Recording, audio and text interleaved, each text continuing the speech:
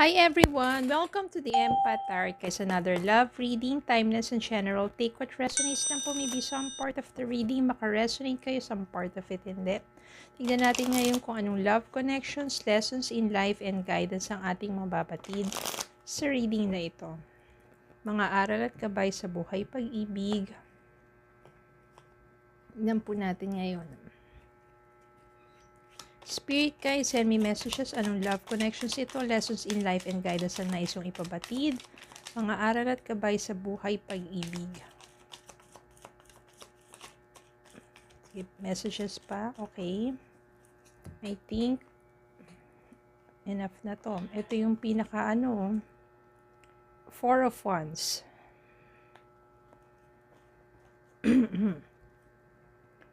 Four of Cups. Seven of Cups, Emperor, Ace of Pentacles,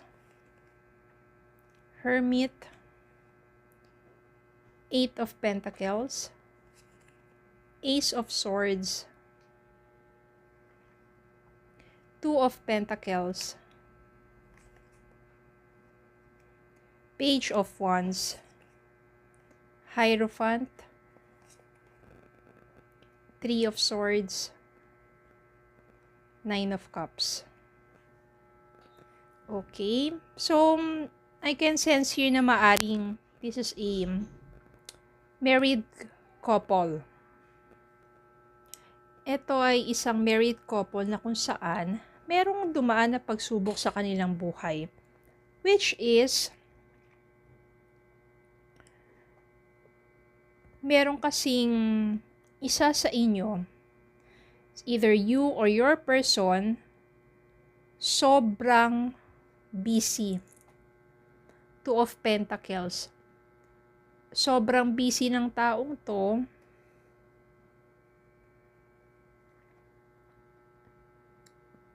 Para sa pag-iimpok, para sa pag-iipon, o para sa pagtatrabaho, para sa pagtaguyod ng inyong pamilya. Kaso lang, sa sobrang kabisihan niya, okay nga yun kasi syempre masipag siya, meron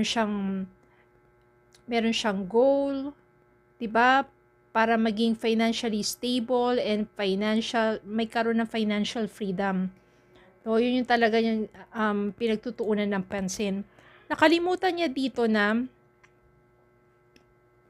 yung oras o yung panahon para sa'yo. Na dapat matuto siyang balansehin yung oras niya doon sa trabaho at yung oras niya para sa'yo o sa pamilya niya. Pwede naman din ikaw to na minsan nakakalimot na dahil sa sobrang kabisihan mo doon sa anong gusto mong marating. O kung ikaw yung nagtataguyod ng pamilya mo, tapos kaliwat kanan ng mga offer sa'yo o yung mga racket mo, nawawala na ng oras para doon sa taong minamahal mo. Kung hindi naman kayo kasal ng taong to, no, kung ang relationship ninyo is na dun sa boyfriend-girlfriend, tas meron kayong goal, parang nakalimutan na ng person mo, no? Maglaan ng oras para mag-date kayo, para kamustahin ka, sa sobrang kabisihan niya kasi dun siya mas nagfo-focus, parang yun na yung naging priority niya, hindi na ikaw. Emperor to, oh. Parang masyado ding malakas ang kanyang personality na sa inyong relasyon parang nilalamon ka na lang, na wala ka ng say sa lahat. Siya na lang ng siya, nababaliwala ka na. Dumating yung time para sa'yo na meron ka naman sigurong options sa love. Tinitignan mo yung iba't ibang mga, sabihin natin, mga alternatives. Pagdating sa love kasi, natitaken for granted ka na ng taong to.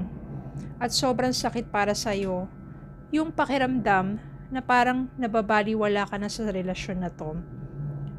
You are heartbroken. Especially, andyan nga siya, magkasama kayo, pero hindi mo siya nararamdaman. Kasi, ang priority niya, trabaho o kumita ng gusto. Maaring lumayo ka, mas hinanap mo yung sarili mo. Nagkaroon ka ng time to reflect. Papagpatuloy ko pa ba to? Dahil sa relasyon na to, parang puro siya na lang. You are taken for granted na. Maaring lumayo ka sa taong to, pero siya pa rin ang nasa isip mo. Kasi mahal mo naman siya eh. Ang naging third party dito is yung trabaho o yung sobrang kabisihan niya, na yun yung naging priority niya at nawawala na siya ng oras para sa'yo. Nang lumayo ka, doon na-realize ng person mo na mali yun. Para saan ba lahat ang pinagsusumikapan niya? Para saan pa lahat ng pagpapakapagod niya kung wala naman na sa kanya yung taong mahal niya? So, na-realize niya na ikaw naman talaga yung dahilan ng pagsusumikap niya. Pero nang nawala ka, dun niya lang na-realize na hindi pala tama na ganun, na nabaliwalain ka na lang at hindi ka bigyan ng panahon. Kaya naman gagawa ng paraan tong taong to, with the help na rin ng mga iba pang mga tao, mga nakakatanda sa inyo, to give some advice about relationship advice. Papayuhan to ng mas nakakatanda.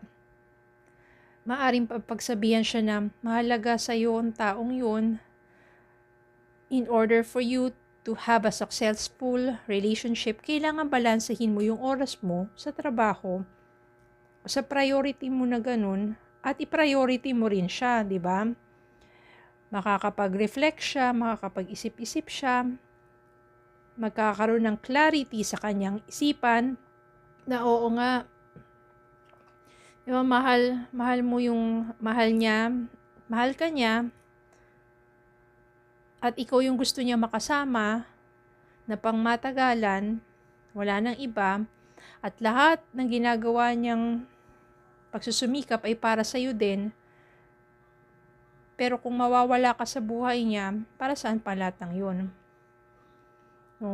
Parang magkakaroon siya ng panibagong, sabihin natin, ayan, mindset, which is not only na i-prioritize yung trabaho o yung kumita siya ng malaki, kumita siya ng husto, hindi, i-prioritize din na maging stable, maging matatag ang relasyon ninyo.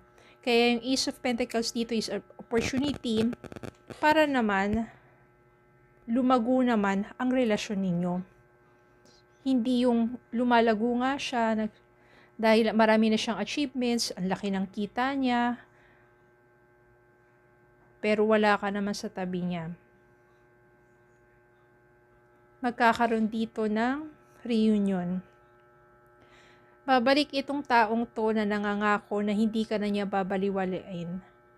Na nangangako na ikaw ang magiging priority niya. Na nangangako na lahat ng kanyang pagsusumikap magiging kasama ka niya. Hindi ka na mag-iisa pa. And it will be a wish fulfillment para sa'yo. Kasi yan, finally, na-realize ng taong to na, diba, bigyan ka ng sapat na oras, atensyon, at ikaw ang i-prioritize niya. Hindi ka naman nandyan para maging display lang diba? Kundi nandyan ka para tulungan din siya at wag niya solohin. Kaya maganda naman dito, there will be a joyful reunion or reconciliation that this person realize kung ano yung mga pagkukulang niya sa'yo at pupunan na niya yun ng gusto. Mabawi yan, ikaw ang priority niya, at the same time, nandun pa rin yung pagsusumikap niya, pero maglalaan na siya ng panahon para sa'yo. Magkakaroon na yan ng time for you to have vacation, bonding, dahil ikaw na yung priority niya. Priority niya na paligayahin ka. At yung pagsusumikap niya, andyan pa rin naman para din sa inyong dalawa. Okay, tignan po natin love message para sa inyo.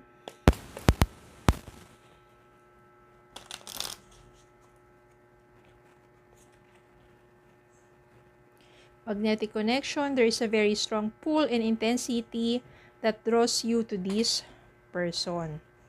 Meron talaga kayong connection, magnetic connection eh.